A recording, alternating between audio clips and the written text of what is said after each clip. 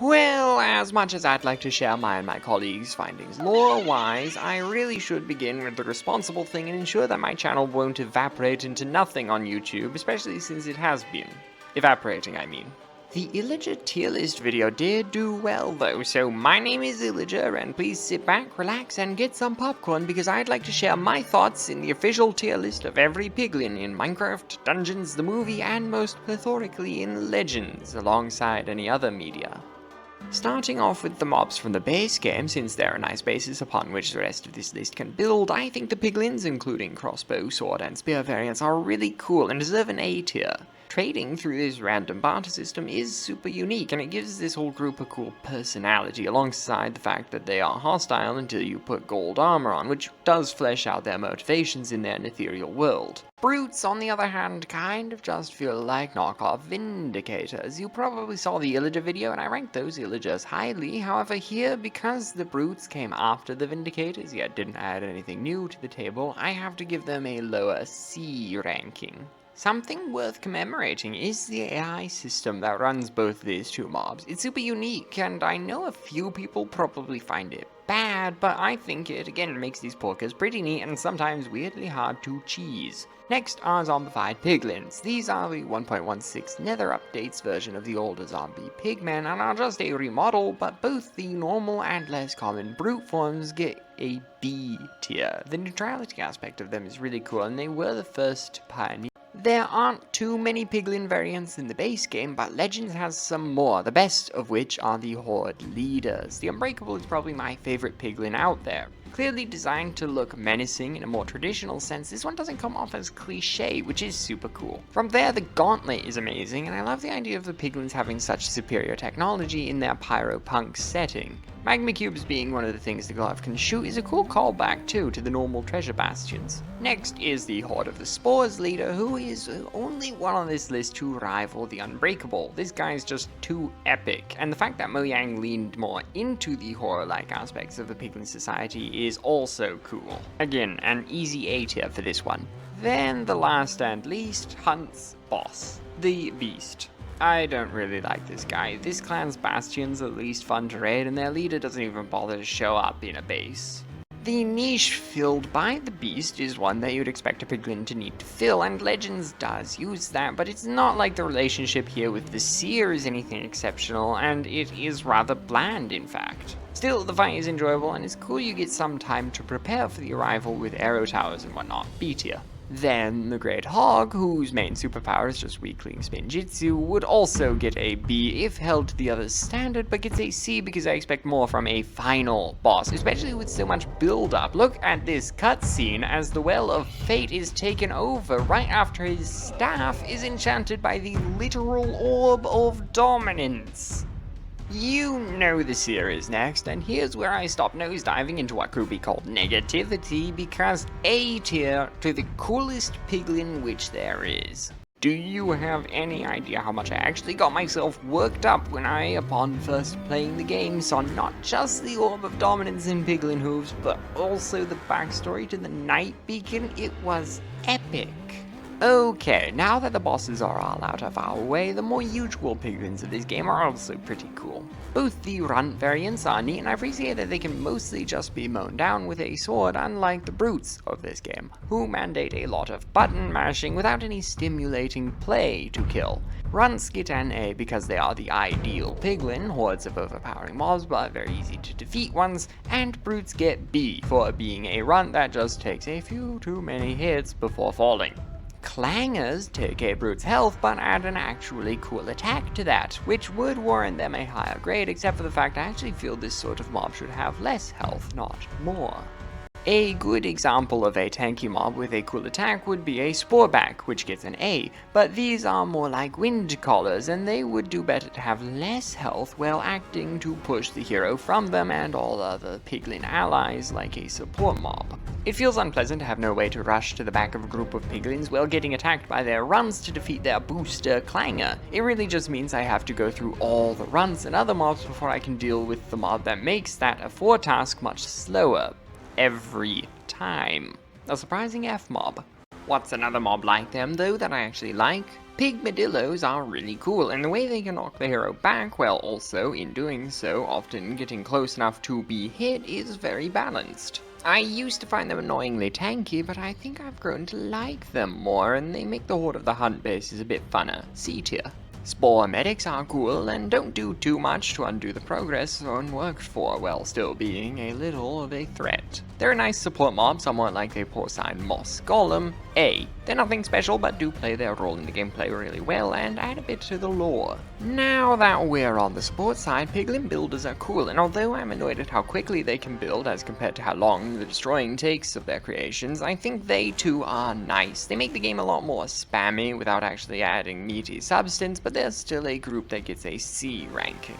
Seekers are neat and something I'm surprised got to be in a Minecraft game, still A tier. They show a unique aspect of Piglin culture and do so unpretentiously. The portal guards are the ideal tanky mob, probably the best ones in Legends. They have a decent variety of attacks and do some damage without doing too much. The different moves these guys can play are fun, and I'm glad to give them an A as well. Here we have the more irrelevant injured Piglin. This one is just another runt, but does look unique and plays its gameplay and cutscene role well. Still, that is not a major role, and it doesn't do anything twisty or anti-cliche, so I'll award it just a mediocre C. I have to put this guy somewhere.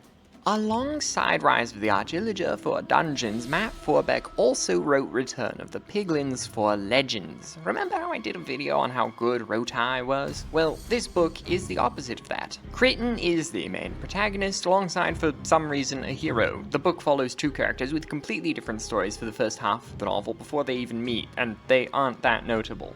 You can tell Forbeck was trying to reuse the ideas from his former work, but the underdog trope just doesn't read well without a twist, and where you get Archie's tragic Shakespearean fall in the Rise of the Illager, you don't get that here, and it's just, yay, the hero and the Piglin defeat Mr. Evil Dictator Piglin, without any irony and without the, but then Cṛitin becomes evil after vanquishing their foe because power corrupts, or anything remotely cool. Mr. Evil Dictator Piglin is named Great Bungus, by the way, and is one of those angered meat-headed piglins with zilch in the way of a personality, and if that also weren't enough, Ugub, this region's Dexter Manus, also has the same personality.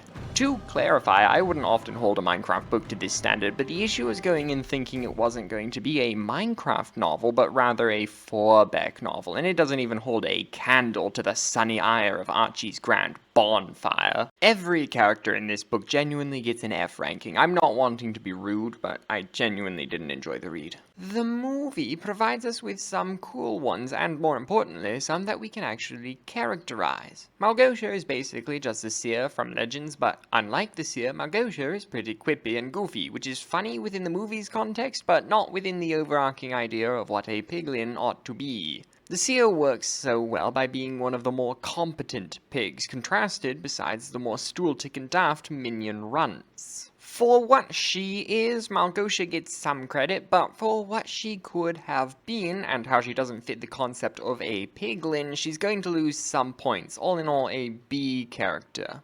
I wish the movie gave us more time to get to know her desires with the orb, because presently she wants it because Beacon, but I still don't know why Beacon is bad. Also, Pigstep, super cool.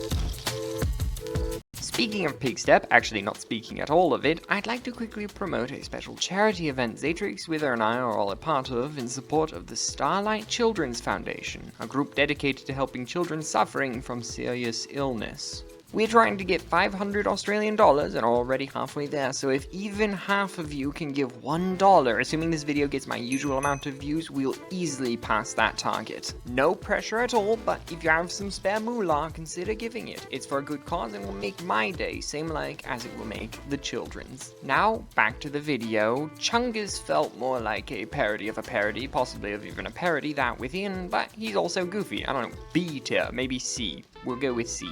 The Great Hog is supposed to be a great hog like the Great Hog, but is neither great nor a hog, at least not a hog in the traditional sense. It's an artificial robot. I found this jarring, especially with it being simultaneously so semblant of the unbreakable, but it works fine like.